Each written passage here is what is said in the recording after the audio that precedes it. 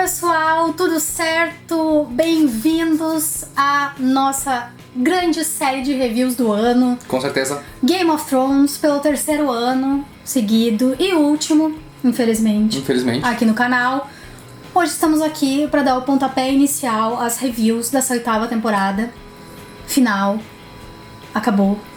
Última temporada de Game of Thrones, sem livros pra atrapalhar, sem George Martin envolvido. Vai ser um Deus nos acuda, vai ser um monte de frases de efeito, vai ser um monte de... Lembra dessa frase que eu disse lá naquela temporada uma vez? E a gente vai ficar... Uau, eu lembro! Viu como eu sou bom? Eu lembro dessa frase. Nostalgia. Fiquem tristes que a série vai acabar. A série vai acabar, a maior série da puta que pariu, todo mundo falando, enfim. E pra começar... Vamos falar do que a gente vai fazer nessa temporada? Nessa cobertura completa. Porque a gente já tem um cronograma preparado. Então a gente tá aqui pra falar pra vocês que agora a gente vai fazer a review. Como a gente sabe que tem muita gente que não gosta de ver preview dos episódios, a gente optou por não falar mais dos previews das nossas reviews. Aí durante a semana a gente vai ter um mini review da preview do episódio pra falar sobre teorias e o que a gente acha que vai acontecer no próximo episódio. Perfeito. Nós vamos ter novamente o SQ ler os seus comentários, o quadro mais divertido de Game of Thrones que a gente fez na 7ª temporada. É muito legal de fazer, a gente gosta. Brasileira. Então não esqueça de deixar as teorias de vocês aqui nos comentários. E esse ano estamos estreando uma série de vídeos exclusiva para os nossos apoiadores do Apoia-se. Vamos fazer vídeo de reação de todos os episódios, exclusivamente pro pessoal do Apoia-se. Então, se você quer assistir também a nossa reação aos episódios de Game of Thrones...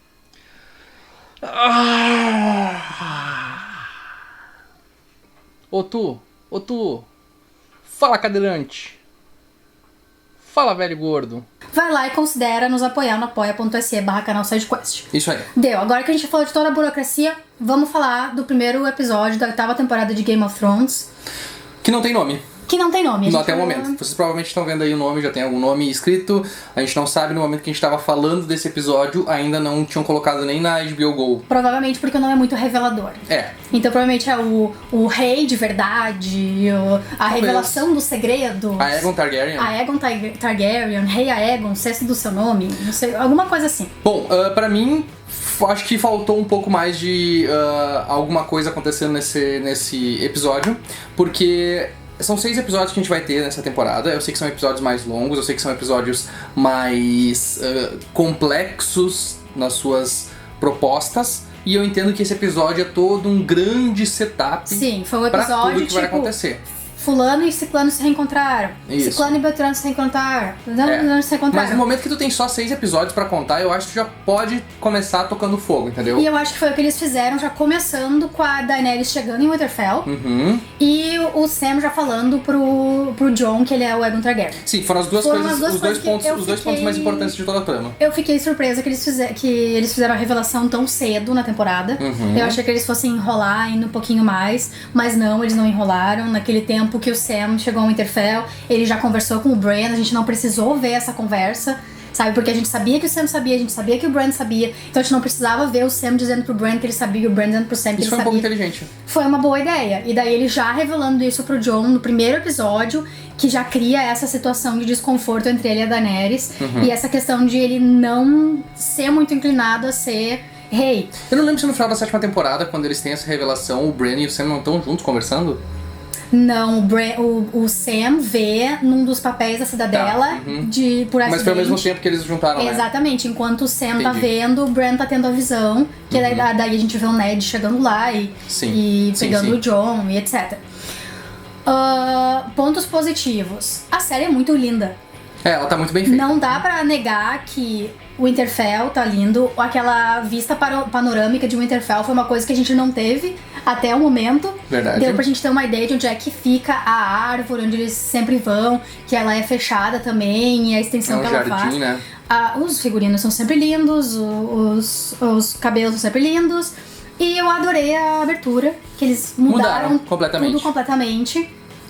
E eu acho que o ponto principal, ponto negativo pra mim, Os diálogos são horríveis. Tá bem Os diálogos eles não são bons. Mas as pessoas não falam de coisas importantes. Mas então vamos fazer assim, ó, vamos falar dos como a gente fazia antigamente, os pontos de vista de cada um deles. Tá. Só que a gente não tá muito, tem alguns pontos de vista só. Winterfell. Vamos começar com Winterfell. Tá. Teve uma cena inicial interessante deles chegando, foi uma cena bem imponente, e eu acho que o Winterfell dentro da sua totalidade foi o núcleo que ficou melhor desenvolvido nesse episódio. Porque a gente tem os principais personagens ali, a gente tem o Jon, a gente tem a Daenerys, a gente tem todos eles, todo mundo se encontrou ali. Tá todo mundo lá agora em Winterfell, não tem mais ninguém no resto do reino, então todo o resto do reino, foda-se. A Brienne tava lá também. Eu não via. Eu acho que ela tava lá pelo menos, tinha uma mulher bem parecida com ela. E é interessante ver como os Lords do Norte estão reagindo ao fato do Jon ter dobrado o joelho pra Daenerys, ter se curvado a Daenerys. O pessoal não gostou muito, achou que ficou... faltou um pouco mais de culhão dele pra manter aquela ideia. E ao mesmo tempo se apresentou o primeiro problema, que é como é que a gente vai sustentar essa galera toda. O meu problema com essa história toda é que eles criaram muito bem esse setup, assim, de como é que a gente vai fazer isso, como é que tá a situação, tá complicado isso aqui. E o resto do episódio, eles simplesmente esqueceram de falar disso, esqueceram de tentar lidar com esse problema. E é uma daquelas coisas que a gente vem falando desde a quinta temporada, que é o problema de Game of Thrones, que o Game of Thrones começou a se perder. Que é aquela questão assim... Antigamente, a parte interessante era como é que eles iam lidar com a situação.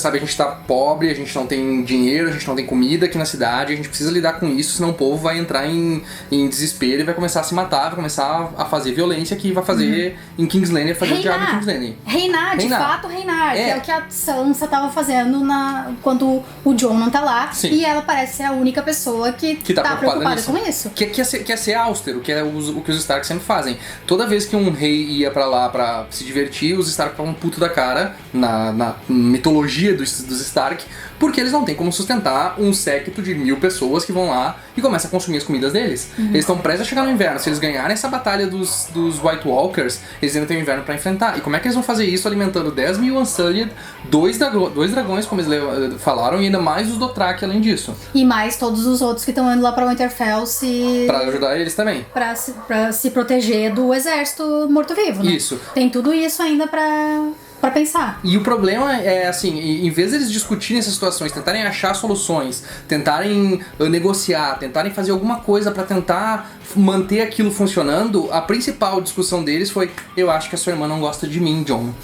Eu não gosto da sua irmã. Eu não gosto, a gente é Stark, tem que lembrar disso, ó. Ela é uma Targaryen e tal. E isso durou todo o episódio nisso. Até o Davos que ele é conhecido na série por ser... Ele perdeu os dedos tentando levar comida pras pessoas. Justamente tentando furar um cerco. Exatamente. E ele não tá preocupado com isso. A conversa que ele tem com o Tyrion é que o Jon e a Daenerys deviam se casar porque o Westeros devia ter um rei e uma rainha justos. Só que se eles morrerem no inverno, eles não vão ter ninguém que reinar.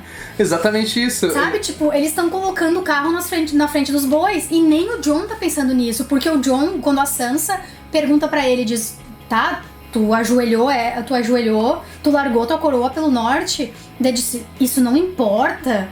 Claro isso não importa, a gente tá lutando com uma coisa maior. E ele também não tenta justificar tanto. Ele não tenta justificar tanto porque ele fica tipo assim: pois é, tem que ver, né? Que eu tinha que fazer, né? Que senão a gente tava fudido. Mas é exatamente o retrato daquilo que Game of Thrones virou. Ele deixou de ser uma série que era política, que era realista, que era pé no chão, que tentava mostrar as coisas acontecendo de uma forma tipo, como é que... Nós estamos sempre fudidos, eles estão sempre fudidos. Como é que a gente vai fazer pra não se fuder completamente? Pra ser uma série focada em relacionamentos. Sabe, tipo, eu não sei, eu não gosto daquela pessoa. Pois é, mas é que eu gosto dela, mas... vamos andar de dragão aqui, dar uma voltinha e fazer uma referência aí, uma frase que a Ygritte falou. Daqui a 2 semanas nosso povo pode não ter o que comer, mas vamos andar de dragão, vamos nos divertir. Vamos nos divertir. Porque também nem o ponto que era deles estarem indo lá, que era pra saber por que os bichos estavam comendo pouco, não foi abordado. Não. Tipo, eles estão comendo pouco. Tá, e aí? Vamos dar uma volta com eles. Tipo, ok, é uma cena muito bonita, uma cena super divertida, um alívio cômico pra tentar quebrar um pouco a tensão de tudo aquilo que tava, e talvez o único momento em que esses dois vão ter um pouco de paz antes de começar as próprias os próprios dramas entre eles. Agora que ele sabe que ele é o Aegon Targaryen, quero ver como é que vai ser o relacionamento dele. E é isso que a gente tá se preocupando com tanta coisa que tem pra se preocupar, é isso que virou Game of Thrones, a gente tá se preocupando em como vai ser o relacionamento entre a Daenerys e o Jon, quando tudo que eu quero, na verdade, é que ela enlouqueça, pire da cabeça, que nem o pai dela fez, quando ela descobrir que ela não é realmente a herdeira ao trono, porque daí o Sam pergunta, é o Sam que pergunta pra ele se ela abandonaria a coroa pelo povo, e ela não abandonaria, sabe? Ela não abandonaria, ela mostrou desde o começo que ela não abriria mão. Então no momento em que ela souber que ela não é por direito a rainha herdeira, porque ele é tio dela, ela é tia... Ele tá antes na linha de sucessão dela. Ele tá antes na linha de sucessão, ele é o rei George, o príncipe George, ele é. E ela vai. Eu não entendi pirar na referência. cabecinha. Príncipe George é o filho do príncipe William. Ah, tá, entendi. Ela vai pirar porque, então, né, não tem o que ela fazer. Então, a gente chegando nesse ponto, assim, também, eu acho uma ideia interessante que a Maria comentou e é uma coisa que a gente já tinha trazido na 6ª temporada, que é a Daenerys pode virar uma vilã, pode ser a vilã da história no final das contas. Eu pensei nisso, a gente pensou nisso durante toda a 6ª temporada, mas ela não deu nenhum indício de que isso iria acontecer, e a história também não desenvolveu pra esse ponto, foi pra outro lado tentando tornar ela uma pessoa, não, ela tá fazendo bem, porque ela tá fazendo bem, ela quer quebrar a roda. É só assim que ela consegue, porque de outras maneiras ela não ia conseguir chegar onde ela chegou. Porque assim, ela matou o pai e o irmão do Sam, mas tem que ver que eles estavam em guerra. Sabe, tipo, eu entendo o lado dela, eu acho que ela fez a coisa certa naquilo que ela fez, por mais que ela tenha sido cruel, paciência, é guerra, o cara não quis se dobrar, o cara preferiu morrer, ele mesmo disse, eu prefiro morrer. Eu achei também estranho o Sam se chocar tanto por causa disso, eu entendo que ele ficou magoado, mas ele deveria ter entendido, como todos os outros, que aquilo ali é uma guerra, paciência. E o problema é esse, a série não deu nenhum indício, e não tem nenhum indício de que ela pode ficar enlouquecida, que ela vai enlouquecer. Nunca deu sequer um sonho, sabe, um surto de raiva dela, alguma coisa que a gente pudesse captar como isso. Então, se houver isso, vai ser uma transformação do nada e sem nenhum tipo de preparação, sem nenhum setup pra isso. No momento, ela descobrir que o Jon é Aegon, isso pode ser o estalo que faz ela descer na paranoia, sabe? Mas daí, tipo, até hoje não mostrou nada. Eles vão ter muito pouco tempo pra desenvolver isso. Não vai pra esse lado. Mas talvez seja meio apressado demais pra ser uma coisa bem feita. A parte dele voando no dragão eu achei ridículo. Primeiro, pelo ponto de vista de que ninguém confia nela no norte. Se ela levar o Jon pra viajar de dragão e ele cair e morrer, ferrou pra ela. Sabe? Ela nunca vai ter o apoio do norte como uma rainha que matou o rei deles. E tipo, ela age como se eles fossem, sabe? Adolescentes. Não, como se eles fossem andar de skate na esquina, sabe? Ele não vai tentar andar de skate pela primeira vez, ele vai subir numa porra de um dragão. Ali eu Se acho ele perguntar, o que eu faço? Daí, então tchau, Jon Snow, sabe? Tipo, o meu problema com essa cena mais é a questão justamente que eles fizeram um alívio cômico ali, quiseram mostrar que ele consegue montar num dragão. Eu não entendi porque ela disse que qualquer um pode montar num dragão, se ela sabendo que isso não é verdade. E segundo os livros, segundo Fire and Blood, não é assim que funciona. É muito mais difícil pra alguém que não é Targaryen montar num dragão. Então... Mas ele é Targaryen. Pois é, mas ela não sabia disso. Então a gente tem esse ponto assim que tipo, não, qualquer um pode montar, é só montar neles. Não é bem assim, não é tão fácil assim como as coisas parecem. E tem mas algumas coisas assim que aconteceram nessa cena que eu acho que vale a pena comentar. Quando ela chega lá, eles veem aquelas coisas e ela fala a mesma frase que Ygritte. Ela fala, quando eles estão olhando para as cataratas, ela fala tipo, nós poderíamos ficar aqui para sempre, ninguém nunca iria nos achar. Essa é a mesma frase que foi dita pela Ygritte na 3ª temporada, quando ela e o Jon estão dentro daquela terma. E ela fala isso pra ele, e pra mim, nos livros, foi um dos momentos mais tocantes do livro, porque tu realmente sabe que, tipo, seria maravilhoso se eles ficassem ali, tivessem uma vida os dois e fossem felizes, mas ele não quer, ele tá ali sendo moqueado, né? Então, essa frase eu acho que remeteu aquilo, pra mim não mostrou que ele entendeu como sendo aquela frase, ou talvez ele lembrou e isso fez ele gostar um pouco mais da Daenerys. Mas pra mim é um pouquinho de preguiça do roteiro de querer trazer frases prontas para as pessoas se lembrarem e, sabe, tipo, meu coração, é verdade, olha como era lindo isso aí, sabe? Que eu citei pra Maria, foi o mesmo problema que teve na cena da Arya encontrando Gendry e ele chamando ela de Milady e ela dizendo, não pode me chamar de Milady porque não sei o que, blá, blá, blá. Então é um nod aos fãs, mas eu acho que é tipo preguiça de escrever novas formas de contar essa relação deles e desenvolver. O roteiro tava muito ruim, tava tipo... Acho que a primeira coisa que me doeu no coração foi quando o Jon tava tentando se explicar pra Lyanna Mormont, e daí o Tyrion foi querer falar, tipo, cara, tu não é nem daqui. Ele já disse, o Jon disse com todas as palavras, os nortenhos não confiam em estrangeiros. Por que tu vai te levantar e falar com todos eles? O Tyrion era inteligente, né? Pra ti. E aí a Sansa disse, eu achei que você era, eu já achei que você fosse mais inteligente. Eu costumava achar que você era inteligente, daí eu pensei, mais inteligente eu de todos. também. Todo mundo achava isso. Eu também costumava achar que tu era inteligente e tu virou nada. Ele faz uns alívios cômicos ali, tipo, piada sobre o cara não ter bolas, aí 10 minutos depois dá outra piada sobre o cara não ter bolas, então eles gostam de fazer piada sobre os caras não terem bolas, que são completamente desnecessárias, assim, mas é muito, muito triste ver o Tyrion relegado a um papel secundário, terciário, extremamente com as piores falas do episódio inteiro. Ele não fala nada que preste. Não, foi bem céu, triste. Socorro. Mas como eu disse, foi o mais conciso dos núcleos dessa história. E a gente tem o Bran também, né? A gente não pode deixar de falar que a gente tem o Bran mais creepy impossível. Eu comparei ele com o Janela Indiscreta, o cara na cadeira de rodas que fica com o binóculo olhando pela janela, os vizinhos. E no fim ele fica lá esperando um velho amigo, e o velho amigo é o Jaime Lannister. Foi uma boa sacada, que foi ótimo, e o Jaime Lannister chocadíssimo. Porque, né, todo mundo achava que o Bran Stark tinha morrido. É verdade, eles achavam que ele tinha morrido, Todo mundo achava que ele tinha morrido. Quando ele foi pro norte, né, e deu todas as merda. E aí... E aí ele vai ver que, tipo, não vai ser tão fácil assim ele só chegar em Winterfell e dizer, agora eu tô do lado de vocês. E achei uma coisa interessante também que eles fizeram, essa primeira cena deles chegando no Winterfell foi uma cena espelho da primeira cena de Game of Thrones. Ou seja, mais uma coisa que eles, né... A primeira cena de chegada, né? Do Robert Baratheon chegando. Sim, a primeira cena quando começou a série, porque ele tem o prólogo, que é a cena dos White Walkers atacando. White Walkers atacando? Não, do cara fugindo. Tá o certo. Ned cortando a cabeça dele, eles encontrando os cachorros. Isso aí tudo. E aí chega o rei. Mas enfim, quando o rei chega, é uma cena espelhada, mais uma vez eles fazendo referência pra tentar mexer com a nostalgia das pessoas. Mas achei interessante, e o garoto que tava escalando no final se fode também, igual o Bran. Que era o Amber. A gente tem os Ambers sendo completamente mutilados e destruídos pelo Rei da Noite, que já tá entre a muralha e o Winterfell. Então o pessoal já tá desesperado porque viu que o exército dos White Walkers tá mais perto do que eles imaginavam. Eu não achei que Game of Thrones fosse conseguir ser tão creepy.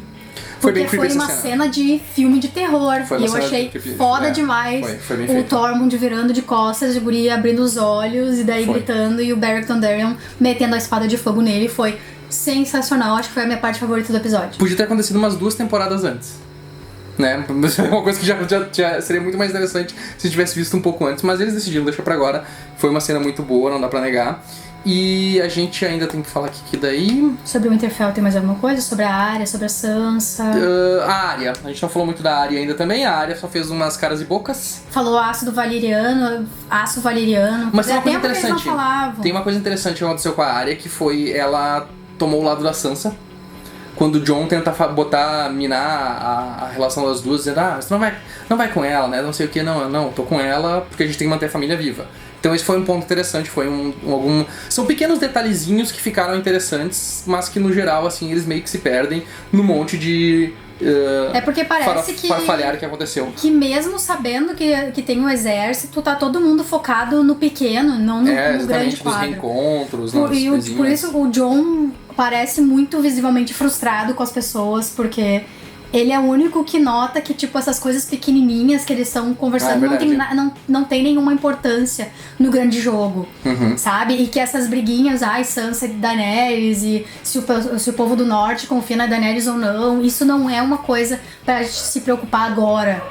Ele parece o único que tá preocupado mesmo. Depois que eles derrotarem o exército do Rei da Noite, eles se preocupam com essas políticas de trono. Por enquanto, eles têm que se focar em coisas maiores. E eu queria ver o resto do pessoal, o Winterfell, principalmente quem viu isso de perto, que é o Tyrion, que é o Varys, que é os Davos, com essa mesma mentalidade. Uma coisa também que foi interessante foi ver que os Glovers, a causa Glover, não vai apoiar eles também. Então já retirou os seus exércitos de lá e não vai enviar mais. Isso foi bem pesado, assim, mostrar que eles estão perdendo apoio. e o que isso vai representar no futuro mais próximo. E o Tyrion acreditando que os Lannister vão pra lá. Essa também foi outra asneira completa. Mostrou como ele não é mais o personagem mais inteligente de Game of Thrones, não é mais o Tyrion. E aí, claro, a gente tem os outros dois núcleos que são as piores cagações que eu já não imaginei que eu viveria em Game of Thrones. Eu não acredito que eles conseguiram estragar a Cersei. Era a única personagem pra mim que tava incólume nessa série, era a Cersei. Sim. E eles conseguiram, tipo, chinelear a Cersei. Eu acho que a Cersei nem foi tanto problema pra mim. Pra mim, o maior problema foi o Euron Greyjoy, que até agora é um personagem que não tem motivação nenhuma pra nada. A motivação dele é a coisa mais estúpida. A motivação dele é a coisa mais estúpida. Ele deixou as Iron Island com ninguém. No livro, quando ele tenta fazer essa aproximação e tudo, ele fica nas Iron Islands e ele manda os outros fazerem as coisas pra ele.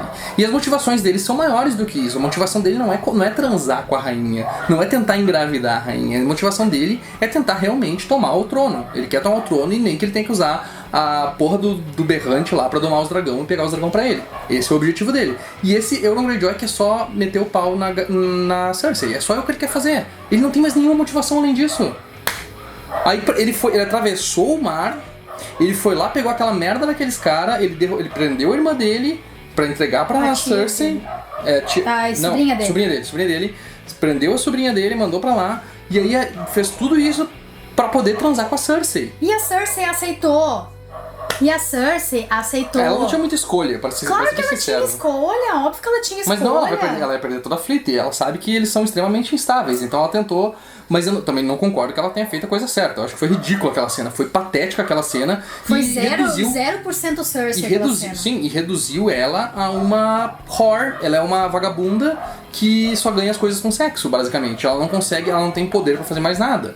Ela não é um personagem assim, ela é uma personagem extremamente maquiavélica, uma personagem extremamente inteligente e não uma pessoa que só usa a vagina dela pra ganhar as coisas. A Cersei de 3 temporadas passadas teria arrumado um jeito de fuder com o Euron, de prender ele, de matar ele, qualquer coisa e manter ainda assim o exército pra ela. Ela não ia pra cama com ele assim, você é muito... Voluntariamente. Voluntariamente e gostar ainda, sabe? Porque foi patética aquela cena. Foi horrível. Foi patética. Mas o que mais me irritou... O personagem... completamente sem motivação. A motivação dele é ridícula e eu não acredito que eles não podiam fazer uma coisa melhor. Ele é outro personagem que, assim como os Martell, tá sendo completamente... mal aproveitado, eles não têm o que fazer com ele e eles estão fazendo qualquer coisa. E essa qualquer coisa que eles estão fazendo é uma merda. Uma merda completa. Ele não é nem interessante. Não, ele não é.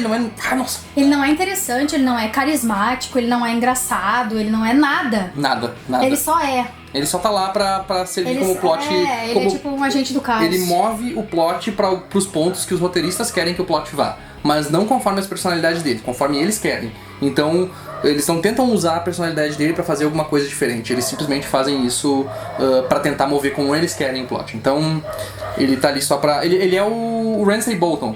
Ele é o novo Ramsay Bolton. Porque só serve pra matar os personagens e avançar as coisas pra gente. E aí, obviamente, a gente tem a Cersei ali com o Qyburn, que eu acho que... Eu tinha esquecido, mas eu lembrei agora. Que o Qyburn tenta convencer o Bronn a matar o Tyrion e o Jaime. Contrata, né? Contrata o Bronn pra matar o Tyrion e o Jaime. Caso eles voltem. Por quê? Porque o Bronn tá em King's Landing e o ator não pode aparecer na cena com a Lena Headey, então ele tem que ir embora. É verdade isso, eu tinha esquecido essa cena, por isso que ela não apareceu lá. Eles têm uma briga que eles eram casados, né? Sim, eles eram um casal e aí deu alguma treta e tá no contrato dela, ou ela pediu que ela não pode contracenar com ele. Então toda vez que ele tá em King's Landing, ele tem que ter um motivo pra sair de King's Landing. É verdade. E ele, nos livros é interessante porque a relação dele com a Cersei é tipo assim, ele não quer ficar perto dela e ele acha o Tyrion hilário pelas coisas que ele faz, então quando ela fica puta com ele e tenta matar ele já fugiu. Ele não se encontra mais com ela, mas eles decidiram fazer esse plot ridículo dele matar o Jaime e faria sentido. Te digo que faz sentido ele querer isso. Porque é pra ele ser um mercenário, né? Ele só ajudou o Tyrion porque o Tyrion tinha dinheiro pra pagar ele, pra ajudar ele. Ele ajudou o Jaime porque o Jaime tinha dinheiro pra pagar ele. Mas é que aí que tá. Esse é um trait do personagem Que é tu pegar uma coisa assim dele, ele é um mercenário. Ele só faz as coisas por dinheiro. Aquela vez ele podia lutar com o Tyrion, mas ele não lutou pelo Tyrion contra o Montanha porque ele não ia ter dinheiro suficiente, não. É porque ele queria poupar a vida dele. Não quer dizer que ele não gostava do Tyrion. Não quer dizer que ele não gostava do Jaime. Então se tu trata ele assim, ele é um mercenário, então se eu pagar ele vai fazer aquilo. Daí tu tá simplificando ele. Mas ele já se mostrou ser assim. Pois é, porque a série simplificou ele, fez esse trait dele ser a coisa mais forte dele. E ele não é assim, sabe? Tipo, ele é um personagem de verdade, ele é um ser humano. E como todo ser humano, ele se afeiçoou às pessoas. Tanto é que ele... Se acontecesse uma coisa dessa, ele provavelmente acharia um jeito de se escapar dessa história. Mas ok, enfim, vamos lá, vamos ver como é que vai ser. Provavelmente ele vai mostrar que não, na verdade eles são amigos, então ele não vai fazer isso e vai se voltar. Ou ele vai matar o do Jaime e o Tyrion vai matar ele, ou ele vai matar o Tyrion e o Jaime vai matar ele. Talvez, temos que uma ver. Dessas coisas. Mas ele vai morrer, eu espero. Mas é um plot ridículo também. E até aquela parte das pessoas reclamando que não tinha mais nudez em Game of Thrones. Eles fizeram uma piadinha com aquilo ali também, né? Muito engraçada a cena, foi uma cena engraçada. 5 segundos de nudez. Foi super engraçado por causa do contexto da cena.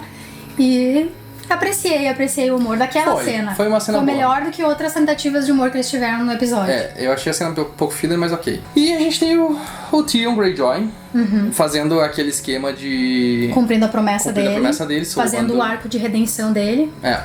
Que já podia ter sido resolvido muito antes, porque ele já salvou ela uma vez.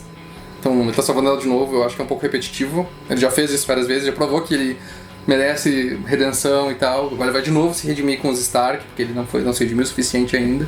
E a gente tem aquela cena que foi bem banal pra mim, assim, acho que não rendeu muito, vamos ver como é que vai ser. Mas só pra gente saber que agora a Yara vai voltar pras Ilhas de Ferro, vai retomar as Ilhas de Ferro, e daí o Euron Greyjoy não vai ter pra onde ir. Porque o idiota não deixou ninguém lá pra cuidar das Ilhas de Ferro. É um gênio. Vai ser ótimo, porque daí personagem extremamente estrategista. Porque daí, quando a gente notar que a Cersei, que dormir com o Euron Greyjoy e se fazer parecer que tava interessada nele, fazia parte do plano, ele vai tomar no cu e ele não vai ter pra onde ir. Porque eu espero que isso aconteça, porque se ele virar casalzinho da Cersei, era a única personagem. É que eles não entendem, eles não sabem como trabalhar a Cersei também. Eles não sabem o que fazer com a Cersei, eles estão tornando ela uma vilã.